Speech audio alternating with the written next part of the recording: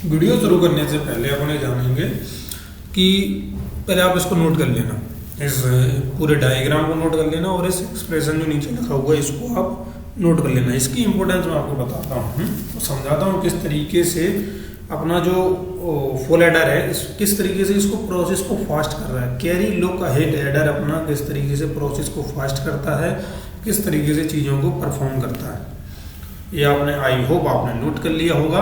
अब इसके बाद अपन, क्योंकि 4 बिट के लिए वैलिड रहता है, 4 बिट के लिए वैलिड रहता है तो थोड़ा सा छोटा करते हैं इसको, इस तरीके से लेते हैं। फिर अब इसको 4 बिट का अपन कोई भी नंबर यहाँ पे देख सकते हैं, ऐसा नहीं है किसी पर्टिकुलर एक के लिए बनाया गया है।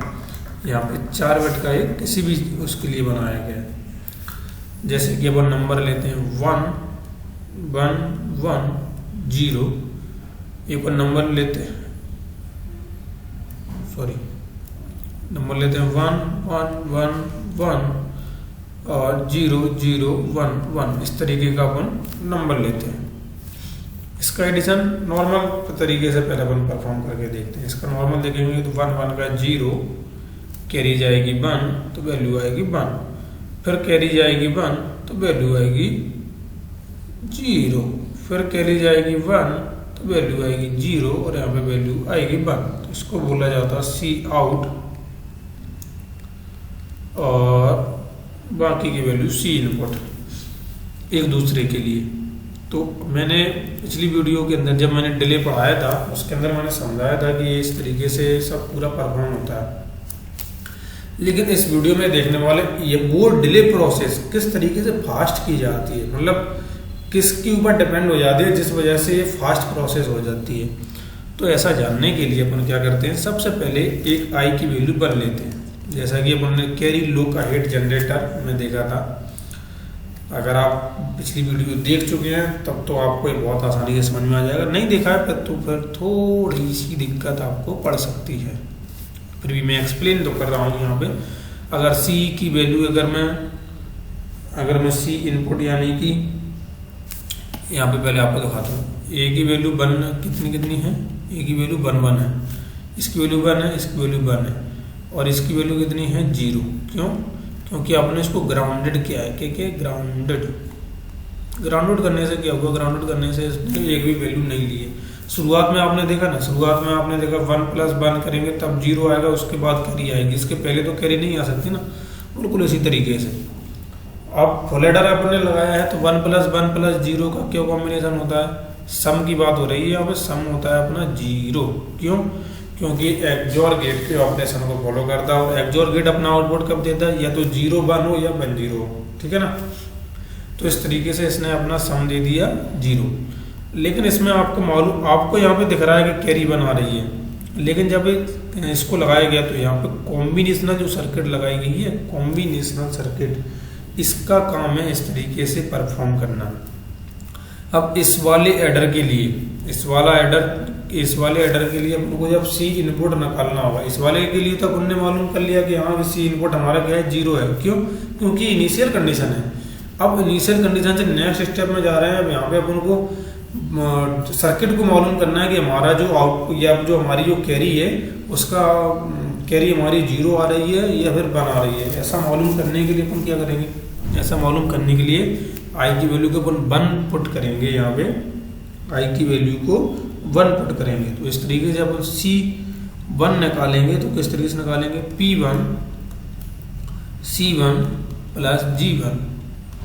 P1 C1 मैं पहले भी बता चुका हूँ क्या है, A XOR B को अपन बोलते हैं P1 और G1 बोलते हैं A × A1.B1। इस तरीके से इसको बोला जाता है। तो C1 की अपन ने वैल्यू निकाली, P1 A XOR B, 1 + 1 कितना आया 0। तो अपना C1 की वैल्यू 1 है, लेकिन वो मल्टीप्लाई करेंगे तो वो 0 हो जाएगी। G1 A1.B1 की वैल्यू कितनी आ गई 1, यानी कि C1 की वैल्यू कितनी आ गई 1। अब ए वाला ऑपरेशन परफॉर्म होगा, ए वाले से मतलब ही नहीं है, ए वाला ऑपरेशन नॉर्मल तरीके से परफॉर्म होता है, लेकिन अब सर्किट के अंदर ए वाला ऑपरेशन परफॉर्म होगा, तो इसलिए कॉम्बिनेशन सर्किट लगाई गई, उसके अंदर ए वाला ऑपरेशन परफॉर्म हो रहा है। कौन सा? ए वाला। अब वैल्यू यहाँ पे जाएगी 1, अब आप A2 B2 देखिए, यहाँ पे A2 B2 की वैल्यू कितनी है 1 1, फिर से 1 1 है, तो A2 B2 की वैल्यू 1 1 है, तो 1 1 1 इस तरीके से A2 1 B2 1 और C1 भी, C इनपुट भी अपना 1 हो गया। अब इसके बाद जब हम इस वाले के अंदर जाएंगे, यानी कि जब अगर यहाँ से यहाँ पे i की वैल्यू अगर 2 मान के चलें और यहाँ पे i की वैल्यू 3 मान के चलें, यहाँ पे i की वैल्यू 4 मान के चलें, क्योंकि मैंने 4th स्टेज बताया था कि ये चीज़ 4th स्टेज के अंदर लाई करती है। तो फिर से जब कॉम्बिनेशनल सर्किट अगली वाली लगेगी तो उसके अंदर क्या होगा, उसके अंदर निकाला जाएगा C2 निकाला जाएगा। C2 किस तरीके से निकालेंगे, P2 C2 plus G2, P2 C2 plus G2। अब P2 की वैल्यू क्या है, P2 की वैल्यू है A2 प्लस XOR B2, क्या वैल्यू है A2 XOR B2। C2 की वैल्यू क्या है, C2 की वैल्यू है C2 की वैल्यू है, यहाँ पे क्या वैल्यू है C2 की, अपने अरे यार P2 C2 की वैल्यू अपन यहाँ पे वैल्यू अगर बने तो C2 की वैल्यू है 1, और इसके बाद अपन G2 की वैल्यू क्या है A2 और B2, A2 और B2। अब A2 XOR B2 की वैल्यू तो क्या हो जाएगी 0 × 1 तो 0, और इसकी वैल्यू फिर से हो जाएगी 1, तो यानी कि C2 की जो वैल्यू निकली वो भी निकली 1, और A वैल्यू जाएगी पर इस वाले कॉम्बिनेशनल सर्किट में, इस वाले में जाएगी तो यहाँ पे वैल्यू फिर से हो जाएगी 1। अब यहाँ पे बाई डिफॉल्ट अपनी वैल्यू कौन सी है 1 0, यानी कि A की वैल्यू 1 B की वैल्यू 0, A की वैल्यू 1 और B की वैल्यू 0, और कैरी इनपुट है अपना 1, ठीक है। तो इसी तरीके से अब वैल्यू निकाली जाएगी C3 के लिए। C3 के लिए वैल्यू क्या होगी, C3 के लिए वैल्यू होगी P3 C3 प्लस G3। अब P3 C3 और G3 अपन को निकालना है। अब P3 C3 और जब अपन G3 निकालेंगे तो P3 की वैल्यू क्या होती है A3 XOR B3। C3 की वैल्यू क्या होगी, C3 की वैल्यू यहाँ से देखते हैं क्या होती है। C3 की वैल्यू होगी, C3 की वैल्यू 1 होगी, C3 की वैल्यू 1 होगी। वैसे तो अपन लगाना है G3 की वैल्यू A3.B3। तो कहने का मतलब है इस तरीके से परफॉर्म होगा एडिशन, पूरा एडिशन इस तरीके से, मतलब ये जो नॉर्मल एडिशन है सी आउट तक पहुँचते कुछ इस तरीके से परफॉर्म होगा। इसका जो मेन रिजल्ट है वही आएगा 1 0 0 1 0, जैसा कि अपन ने देख भी लिया 1 0 0 1 0 अपना रिजल्ट आएगा सब। तो अपना कहने का मतलब मेरा क्या है, कहने का मतलब ये है कि ये प्रोसेस अपनों को फास्ट किस तरीके से करती है। मतलब ये जो पूरा फुल हेडर अपन ने बना दिया है, 4 इसके अंदर फुल हेडर बनाए गए हैं, इसने फास्ट किस तरीके से किया, ऐसा कौन सा ऑपरेशन परफॉर्म हुआ कि इसने इसको फास्ट किया।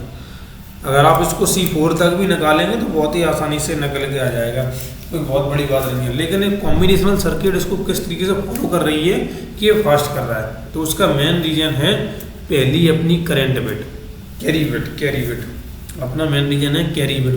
क्योंकि इसके अंदर क्या हो रहा है, नॉर्मल एडिशन अगर इस तरीके से अगर आप परफॉर्म करते हैं तो आप देखेंगे कि इसका और इसका एडिशन हुआ, इसके बाद कैरी यहाँ पे कैरी बन गई, उसके बाद इन दोनों का एडिशन हुआ, फिर से कैरी एक बन गई, इन दोनों का फिर से एडिशन हुआ, फिर एक कैरी बन गई। लेकिन ऐसा यहाँ पे नहीं हो रहा है। यहाँ पे अगर आप नोटिस करेंगे तो यहाँ पे कॉम्बिनेशनल सर्किट को इसीलिए लगाया गया है, कि जब इन दोनों के बीच में जो ऑपरेशन परफॉर्म हो रहा है, तो इस समय इन दोनों के बीच में भी एक ऑपरेशन परफॉर्म हो जाए उसी समय पे, उसको ज़्यादा इंतजार नहीं करना पड़ेगा। उसको एक प्रीवियस बिट जब तक अपना एडिशन कंप्लीट नहीं करेगा, जब तक वो आगे अहेड नहीं करेगा, ऐसा नहीं होना चाहिए। कॉम्बिनेशनल सर्किट को लगाया ही इसीलिए गया है। उसने कहा A2 और B2 आप अपना एडिशन परफॉर्म करो, मैं जब तक कैरी बिट को लेके आता हूँ। जब तक उसने A2 और B3 ने अपना एडिशन परफॉर्म किया, और जब तक इसने कैरी बिट लाके इसको दे दी, और फिर उसका कैरी बिट के साथ एडिशन हुआ, और वो उसने अपना पूरा एडिशन परफॉर्म करके वो नेक्स्ट बिट के साथ मूव कर गया। तो यानी कि जो इसका टाइम बचा, जिस टाइम पे ये चीज़ परफॉर्म हो गई उस टाइम पे ये चीज़ ही परफॉर्म हो गई, तो यानी कि जो इसका टाइम बचा वो टाइम डिले को इसने क्या किया, कम किया। और टाइम डिले कम होने से क्या हुआ, अपनी प्रोसेसिंग बहुत फास्ट हो गई। और अपन को जो लगता है ना कि कन्फ्यूगरेशन, अपन को ऐसा लगता है कि किसी भी पर्टिकुलर लैपटॉप के अंदर बहुत अच्छा कन्फ्यूगरेशन हो गया, अरे ये तो बहुत फास्ट चल रहा है, तो वो ऐसी कुछ प्रक्रिया, ऐसी कुछ प्रोसेसिंग होती है उसके अंदर जिसकी वजह से वो बहुत फास्ट तरीके से एग्जीक्यूट करता है।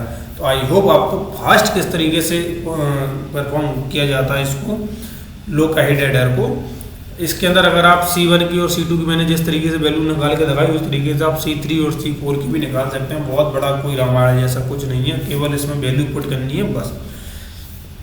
लेकिन ये समझना बहुत जरूरी था कि स्पीड को किस तरीके से बढ़ाया जाता है, क्यों इसको फास्ट एडर के अंदर कंसिडर किया जाता है। कभी आपसे एक्सप्लेनेशन अगर पूछा जाता है कि डिले और लोक अहेड एडर के अंदर ऐसा कौन सा ऑपरेशन परफॉर्म होता है जिस वजह से फास्ट हो जाती है, तो आप ये बताएंगे कि लोक अहेड एडर जब हम फॉलो करते हैं तो ऑपरेशन सेम टाइम पे फॉलो होता है, और जो कॉम्बिनेशनल सर्किट उसके अंदर लगाई जाती है तो उसको लगाने का जो मेन मकसद या फिर जो मेन एम होता है वो यही होता है कि कैरी इनपुट को केवल वो उसी टाइम के अंदर ला के दे दे जिस टाइम पे अपना ऑपरेशन परफॉर्म हुआ है, उसको वेट ना करना पड़े बस।